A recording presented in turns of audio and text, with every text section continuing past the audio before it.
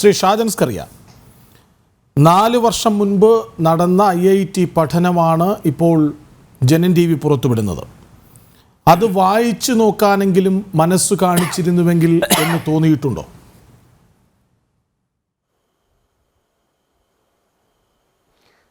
ഞാൻ ഇതിനെ കാണുന്നത് വേറൊരു രീതിയിലാണ്.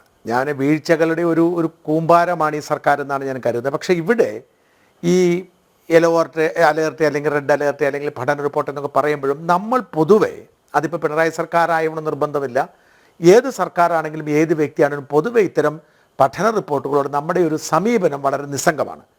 ഇപ്പം നമുക്ക് അവിടെ ഒരു ഭൂകമ്പം ഉണ്ടാവുന്നു, നിങ്ങൾ മാറി താമസിക്കണമെന്ന് പറഞ്ഞാലും ജനങ്ങൾ മാറാത്തൊരു സാഹചര്യമുണ്ട്. അപ്പോൾ അവിടെ മുകളിൽ നിന്ന് മല ഇടിഞ്ഞു വരുന്ന കാണുവാണെങ്കിൽ മാറും, അല്ലെങ്കിൽ ജനം മാറാത്തൊരു സാഹചര്യമുണ്ട്.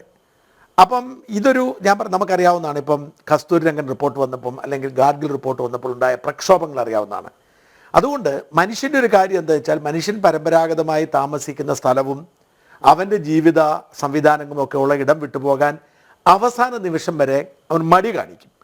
അതുകൊണ്ട് ഞാൻ പറഞ്ഞ സർക്കാരിൻ്റെ ഭാഗത്ത് വീഴ്ചയുണ്ട്, ജാഗ്രത കുറവുണ്ട് എന്ന് പറയുമ്പോഴും ഇത്തരം ദുരന്തങ്ങളൊക്കെ സംഭവിക്കുന്നത് വരെ സംഭവിക്കുമെന്ന് വിശ്വസിക്കാൻ കഴിയുന്ന ഒരു മാനസികാവസ്ഥ നമുക്ക് ആർക്കില്ല.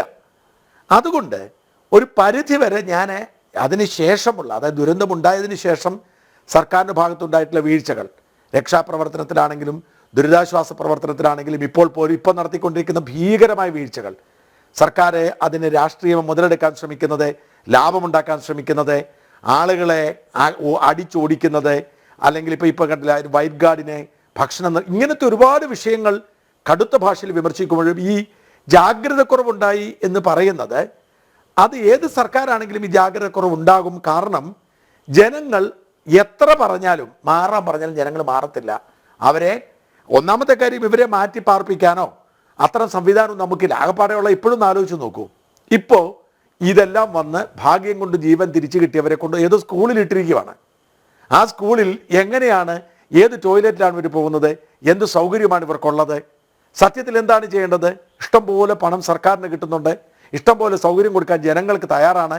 ഇവരെ എല്ലാം അപ്പം തന്നെ വാടക വീടെടുത്ത് മാറ്റണ്ടേ? ആ വാടക വീടെടുത്ത് മാറ്റുന്ന പണം സർക്കാരിനില്ലെങ്കിൽ ഇതാ ഇവർക്ക് വാടക വീട് കൊടുക്കണമെന്ന് പറഞ്ഞ് ഓരോ മനുഷ്യൻ്റെയും അഡ്രസ്സ് കൊടുത്താൽ ജനം കൊടുത്തോളും.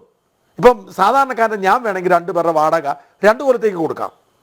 അപ്പോൾ ഈ സംവിധാനങ്ങളല്ലേ ഇപ്പോൾ ഒരുപാട് പേര് വീട് വെക്കുന്നത്. 400-500 വീടാണ് വേണ്ടത്, ഇപ്പോൾ ഒരു 800-1000 വീടായിട്ടുണ്ട്. ഞാൻ കഴിഞ്ഞ ദിവസം കണ്ടത് മറ്റേ പാലക്കാട് HRDS പറഞ്ഞ് മുഴുവൻ വീട് വെച്ച് കൊടുക്കാമെന്നാണ്. അപ്പോൾ അതുവരെ ഇവർക്ക് വേണ്ടത് എന്താണ്? ഇവർക്ക് വേണ്ടത് സൗകര്യമായി താമസിക്കാൻ ഒരു വീട്, ഒരു വാടക വീടാണ്. അത്തരം കാര്യങ്ങളിലൊന്നും സർക്കാരിന് താല്പര്യമില്ല. നിങ്ങൾ ഭക്ഷണം കൊടുക്കരുത്, നിങ്ങൾ അങ്ങോട്ട് വരരുത്, നിങ്ങൾ ദുരിതാശ്വാസത്തെക്കുറിച്ച് പറയരുത്, എന്തെങ്കിലും ചെയ്യണമെങ്കിൽ നിങ്ങൾ ഞങ്ങൾക്ക് കാശ് തന്നോളൂ എന്നുള്ള സമീപനം ഉണ്ടല്ലോ. ഇതാണ് ഞാൻ പറഞ്ഞ ജാഗ്രതക്കുറവ്. തീർച്ചയായും ഗൗരവമുള്ള വിഷയമാണ്. പക്ഷെ അതിനെ നമുക്ക് പറയുമ്പോൾ പറയാമെന്നല്ലാതെ, അത് പിണറായി വിജയൻ്റെ സർക്കാരാണെങ്കിലും മറ്റൊരു സർക്കാരാണെങ്കിലും ഈ ജാഗ്രതക്കുറവ് ഉണ്ടാകും. കാരണം ജനത്തെ സംബന്ധിച്ചിടത്തോളം അവൻ അപകടത്തിൽ ചെന്ന് ചാടുന്നത് വരെ അവൻ അംഗീകരിക്കത്തില്ല എൻ്റെ സ്ഥലത്തൂടെ വെള്ളപ്പൊക്കം വരും. അതൊരു ഗൗരവമൊരു വിഷയമാണ്. അതുകൊണ്ട് ഞാൻ ഈ ജാഗ്രതക്കുറവിനെ അല്ലെങ്കിൽ മാറ്റി പാർപ്പിക്കാഞ്ഞതിനെ ഞാനൊരു വലിയ വിഷയമേ കരുതുന്നില്ല. സോറി, അങ്ങനെ പറയുന്നതിൽ എനിക്ക് ഖേദമുണ്ട്. പക്ഷെ അതാണ് ഞാൻ മനസ്സിലാക്കുന്നത്, അങ്ങനെയാണ് ഇതിനെ.